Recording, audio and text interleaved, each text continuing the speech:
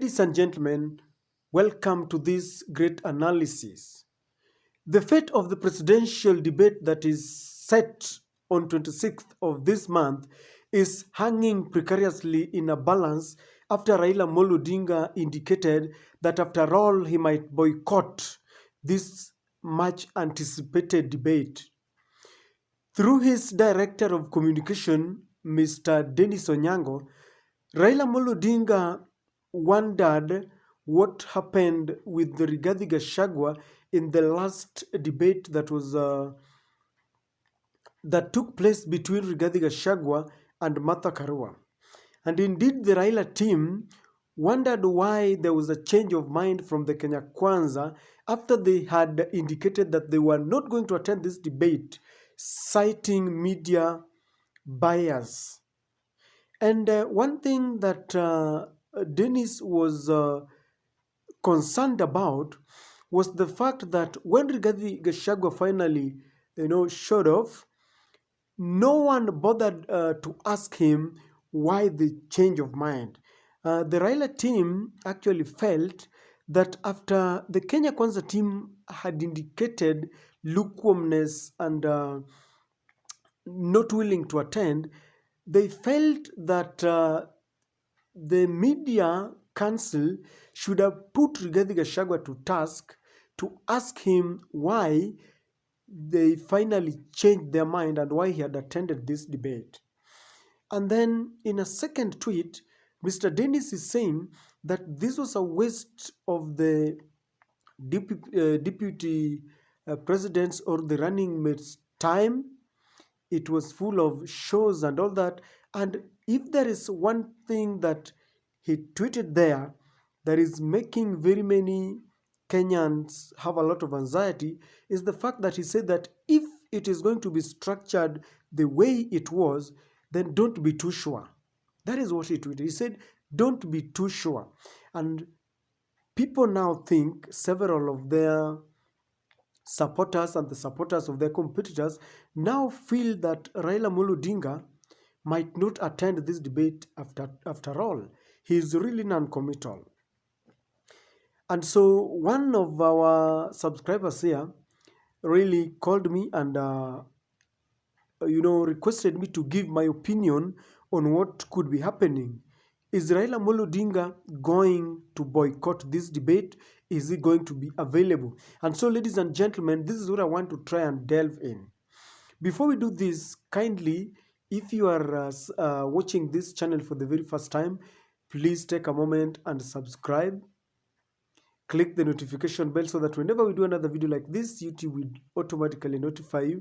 To all our subscribers, I want to thank you from the bottom of my heart, and any other person who has given this channel a support in one way or the other.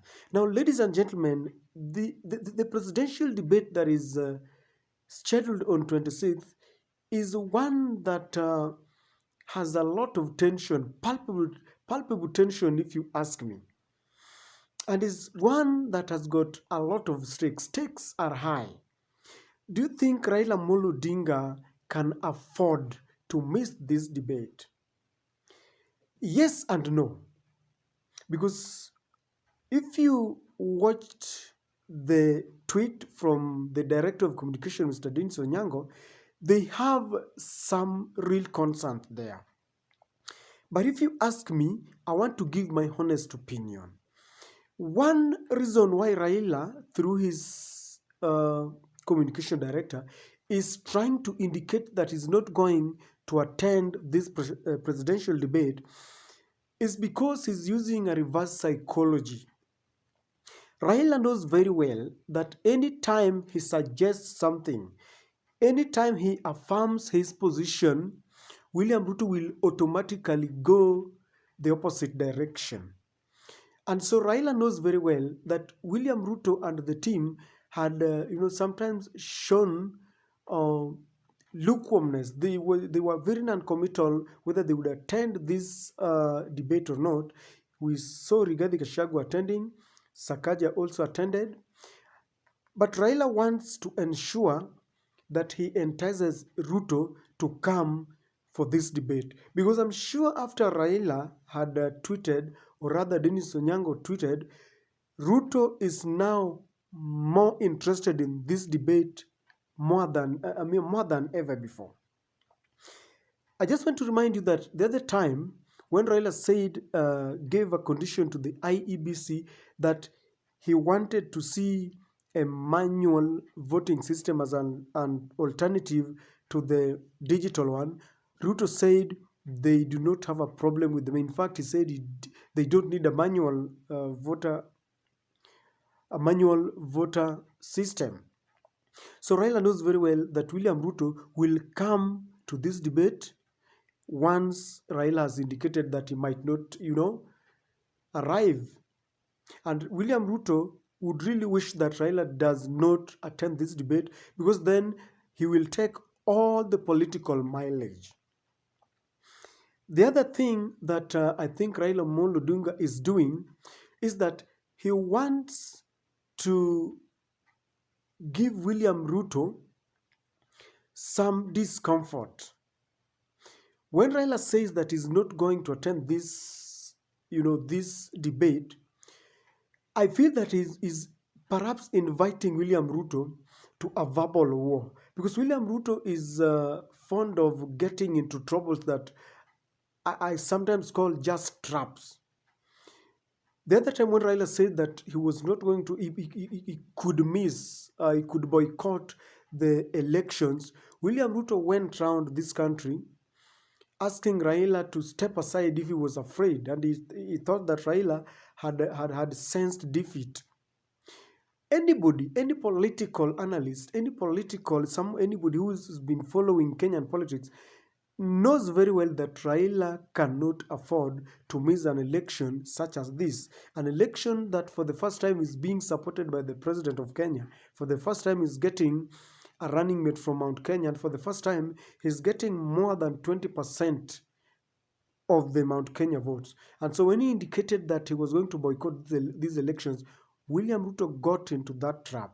So I have a feeling that Raila wants William Ruto to stop preparing for the debate that is scheduled on 26th and start this political bickering, because I know Raila wants Ruto to start now telling him that, you are afraid of this debate, you've sensed the defeat, you realize that Gachagua may be outshone your running mate. So if William Ruto falls to this trap, then he will lose focus. And the Raila team would really want Mr. Ruto to lose their focus, so that when they come to this debate, Ruto will have nothing to say. I want to believe that Hussein Mohammed is coaching William Ruto just too well, so that he doesn't get into these political theatrics. I've not seen any of them respond to Raila. Of course, some of their supporters retweeted and started telling Mr. Dennis that you've sensed defeat after Rigathi Gachagua, outshone your running mate, Madam Martha Karua. The other thing that I feel Raila is trying to do by tweeting that he's not going to attend the presidential debate is to, try to lower his expectations. Because you realize that in the deputy presidential debates, when Rigathi Gachagua and the team had indicated that they were not going to attend, people started feeling like, no, Rigathi Gachagua is afraid, because there was this narrative that anytime Rigathi Gachagua opens his mouth, then instead of attracting supporters, they are running away. You remember prior to this debate, sometimes back, there was a lot of bickering between Moses Kuria, Kabogo, and Rigathi Gachagua, and it was felt like Rigathi Gachagua does not have the qualities to lead, to bring supporters and even the leaders around him together. At some point, William Ruto was seen chasing away the media from him. People felt that he was being protected. And so they gave us this narrative like they were afraid, they were a bit nervous of the debate. And so when he came and dragged in the president's name into the debate, he really scored, because people never thought he would perform the way he did. So Raila Amolo Odinga might be doing this so that people lower their expectation about him. People really expect fireworks when Raila meets William Ruto, because he has accused William Ruto of grabbing land. The other time was in Mombasa, and he promised to recover that land and give it back to the owners. He has accused Ruto of a man who is corrupt. Today he was in Rift Valley, and he talked about Kimarer. So people really expect a showdown when Raila meets William Ruto. Sorry. And so Raila is trying to lower, to just to make sure that people don't have a lot of expectations, because I know when they will meet with Ruto. Ruto is going to bring a lot of things like the handshake and Uhuru Kenyatta, and how he did not take part in the government running of the government in the second term. And so he's going to he's going to compel Raila, trying to set a bait for him to get into bickering. And Raila knows very well that this might be happening. And when William Ruto brings in the names of the first family and starts accusing Raila of usurping some of the powers that don't belong to him, this is going to neutralize Raila. It is going to dilute the debate, because if you watched Rigathi Gachagua and Martha Karua, Martha was too careful. She did get into that trap that Rigathi was trying to lay before her. So Raila wants maybe his supporters and the supporters from the other side not to expect, too much of a showdown. And this is the reason why he's alluding to some facts that maybe he will not attend. I also have a feeling that it could be real that Raila is reading mischief between the media council and the Kenya Kwanza. There was these rumors after the Nairobi gubernatorial debate between Polycarp Igathe and Johnson Sakaja, that there was a Mwakenya that was given to Sakaja. Some people were insinuating that Sakaja actually had colluded with some of the media council members, and that he was given, or let me say some of the officials, and he was given the questionnaire before, so that he prepared very well, because he had known the questions that will be asked. This is a political season, and everything is possible. Rumors are also very possible. No one can prove this. And so it could be true that Raila reads mischief, because they were asking the rationale behind Mr.